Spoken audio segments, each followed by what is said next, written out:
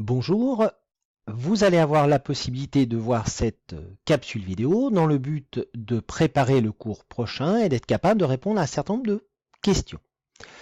Le thème aujourd'hui est le suivant. Pourquoi la Première Guerre mondiale est-elle considérée comme une guerre totale? Alors pour répondre à cette question, il faut comprendre qu'une guerre totale est une guerre qui mobilise des moyens humains considérables. Tout d'abord sur le front, c'est-à-dire là où on combat. Et on voit ici effectivement des hommes partir au combat, ce sont ici des soldats français, qui sont mobilisés. Ici, vous avez l'ordre de mobilisation générale qui date du 2 août 1914.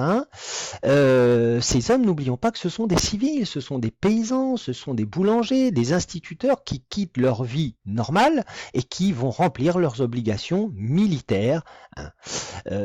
En France, 80% des Français entre 20 et 47 ans ont ainsi été mobilisés dans l'armée entre 1914 et 1918. Donc on voit que de très nombreux hommes sont partis au combat. Et à l'échelle mondiale, ce sont 70 millions de soldats qui ont été engagés dans la guerre. Donc beaucoup d'hommes participent sur le front, mais la guerre totale réclame aussi des moyens humains qui sont puisés à l'arrière. L'arrière, qu'est-ce que c'est? C'est l'endroit où l'on ne combat pas. Ça s'oppose donc au front. Et là, on voit effectivement que ce sont les femmes qui vont jouer un rôle considérable, puisqu'elles vont participer à l'effort de guerre. Elles remplacent les hommes partis au combat. Elles les remplacent d'abord, comme on le voit ici, dans les usines, pour produire les armes nécessaires à la guerre. Mais sur cette deuxième photographie, on le voit, elles participent à l'effort de guerre en continuant à produire dans les fermes. Les hommes sont partis. Il faut bien, en attendant le retour du mari, du père ou du frère, que la ferme tourne. Cette population civile qui participe beaucoup doit aussi supporter un certain nombre de sacrifices. On le voit sur cette image, on mobilise à l'arrière les moyens agricoles.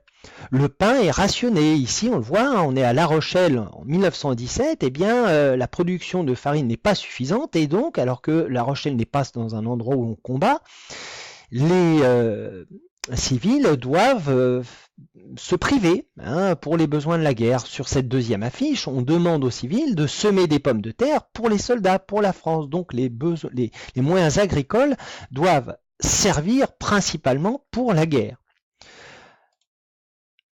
Il y a aussi besoin de mobiliser les moyens industriels qui aussi sont situés à l'arrière. En effet, il faut produire, on l'a dit tout à l'heure, de très nombreuses armes pour continuer à le combat. Ici, on voit dans les usines André Citroën situées à Paris, et ici dans les usines Renault, eh bien, on fabrique non plus des automobiles pendant la guerre, mais on a transformé les chaînes de montage pour fabriquer ici des obus, ici des chars, indispensables à cette guerre qui est d'ailleurs une guerre industrielle, où la technologie est très importante et il faut fabriquer en très grand nombre des armes. Tout cela coûte très cher. Et du coup, cette guerre totale mobilise des moyens financiers extraordinaires. Pour cela, eh bien, comme on le voit sur cette affiche qui date de 1916, on va demander aux civils de participer à l'effort de guerre en versant leur or pour la patrie, pour leur pays. Ils ne peuvent pas aller combattre, eh bien qu'ils y participent à cette guerre en donnant leur or. Voilà. Enfin, pour remporter une victoire, il est important de mobiliser tous les moyens afin de maintenir le moral de tous. Cela grâce à la propagande. Cette propagande va prendre des formes différentes. Tout d'abord, ici, on voit une carte postale.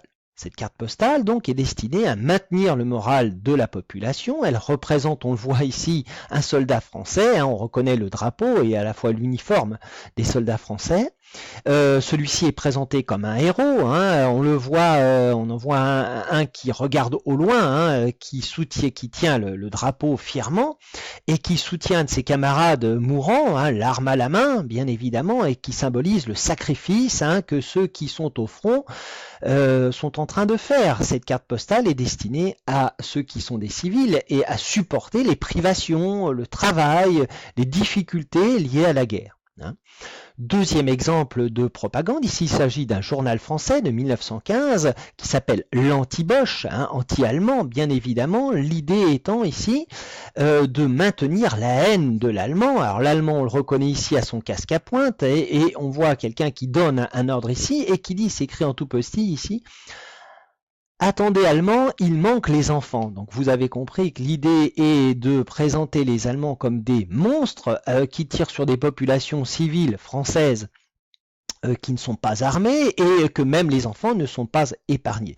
L'idée évidemment, donc je le disais, était d'entretenir la haine et donc de maintenir le moral de la population, des civils qui sont à l'arrière et qui participent activement donc à cet effort de guerre.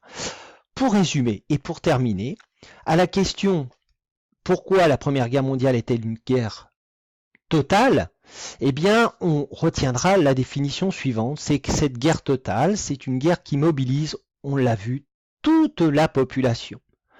Les soldats sur le front, on l'a vu, ces hommes très nombreux, mais aussi les civils à l'arrière, principalement les femmes, hein.